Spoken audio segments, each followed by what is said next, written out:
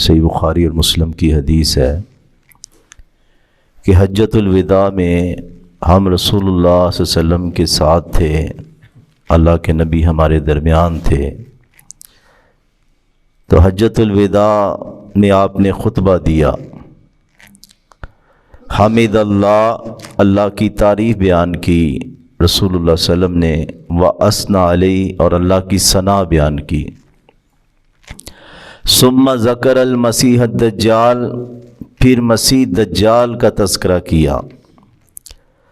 مسیح اس کو اس لیے کہا جاتا ہے کہ اس کی آنکھ مٹی ہوئی ہے ایک دائیں، یا اس لیے بھی کہا جاتا ہے مسیح کہ یہ سیاحت کرے گا زمین میں بہت، یعنی کہ یہ سفر کرے گا، مکہ مدینہ پہ پہرا ہوگا فرشتوں کا، باقی جہاں جہاں یہ جائے گا لوگوں کو کافر بناتا جائے گا۔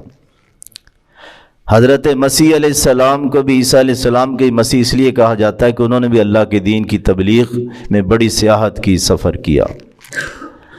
دجال دجل سے نکلا ہے، دھوکہ دینے والا، مبالغے کا صیغہ ہے کہ بہت زیادہ یعنی کہ دھوکے باز۔ تو عبداللہ بن عمر کہتے ہیں فَأَتْنَبَ فِي ذِكْرِهِ، آپ نے بڑی تفصیل سے مسیح دجال کا تذکرہ کیا۔ پھر آپ نے فرمایا مَا بَعَثَ اللَّهُ مِن نَبِيٍّ، اللہ نے کوئی نبی نہیں مبعوث کیا، إِلَّا أَنذَرَهُ أُمَّتَهُ، مگر ہر نبی نے اپنی امت کو خبردار کیا، ڈرایا۔ دجال کیا ہے؟ ظاہری طور پہ جو کرے گا لوگ اس کے پیچھے لگ جائیں گے، حالانکہ وہ ایک دھوکہ ہوگا، حقیقت نہیں بدلے گی۔ جس طرح لوگ پیروں فقیروں اور شعبدہ بازوں کے پیچھے لگ جاتے ہیں، اپنے عقیدے خراب کر لیتے ہیں۔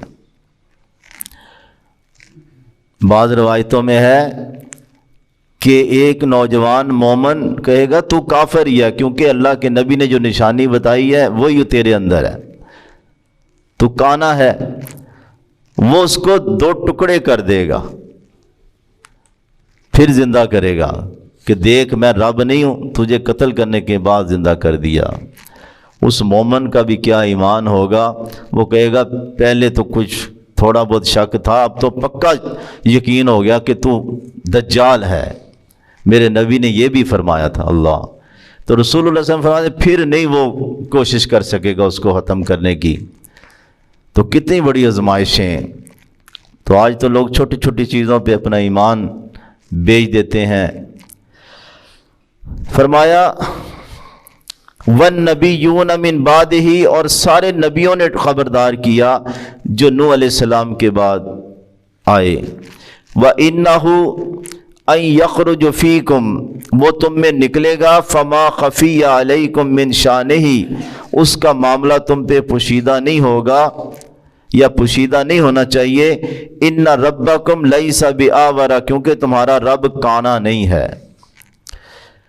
وَإِنَّهُ آوَرُ عَيْنَ الْيُمْنَى، اس کی دائیں آنکھ کانی ہوگی، گویا کہ انگور کا دانہ ابھرا ہوا ہے دائیں آنکھ اس کی۔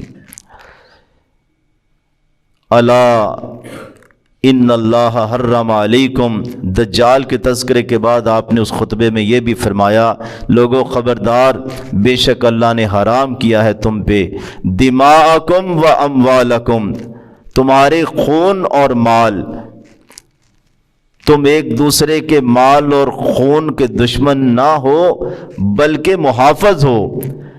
کس طرح کا حرمت یومکم ھذا فی بلدکم ھذا فی شہرکم ھذا، دوسرے کا مال اور دوسرے کی جان اسی طرح تمہارے نزدیک محترم ہونی چاہیے جس طرح یہ حجۃ الوداع کا دن، عرفہ کا دن ہے، اور جس طرح یہ شہر مکہ کا تم احترام کرتے ہو، اور جس طرح یہ مہینہ حجۃ الوداع کا تم احترام کرتے ہو۔ کس نے یاد رکھا رسول اللہ صلی اللہ علیہ وسلم کا یہ فرمان؟ آج دوسرے کا مال ہڑپ کرنا ضروری سمجھا جاتا ہے، اور اسی طرح دوسرے کو ختم کرنا قبائلی علاقوں میں، وہ کہتے ہیں نا کہ آج تو پھر سوشل میڈیا ہے، یہ کیا ظلم کرتے ہوں گے بلوچستان اور دوسرے علاقوں میں جہاں کوئی کیمرہ نہیں، کوئی میڈیا نہیں، یا کس طرح یعنی کہ ہر طاقتور دوسرے پہ ظلم کرتا ہے، کوئی پولیس کے ذریعے کروا رہا ہے، کوئی کسی کے ذریعے کروا رہا ہے۔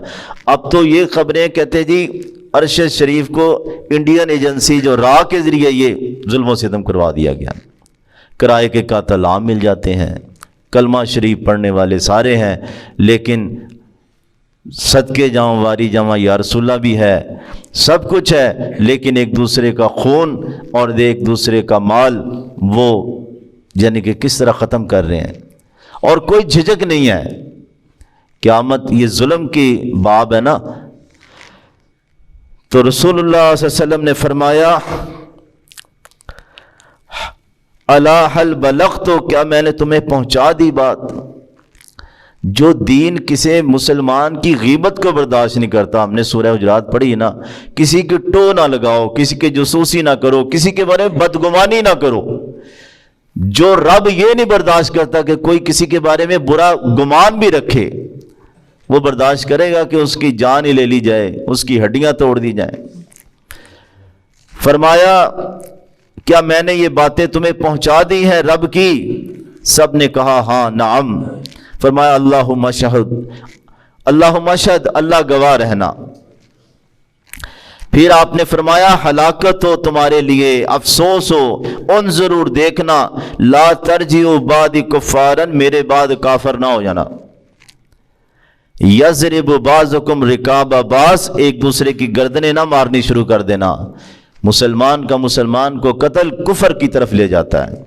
یہ صحیح بخاری اور مسلم کی حدیث ہے۔ اللہ سمجھ عمل کی توفیق عطا فرمائے۔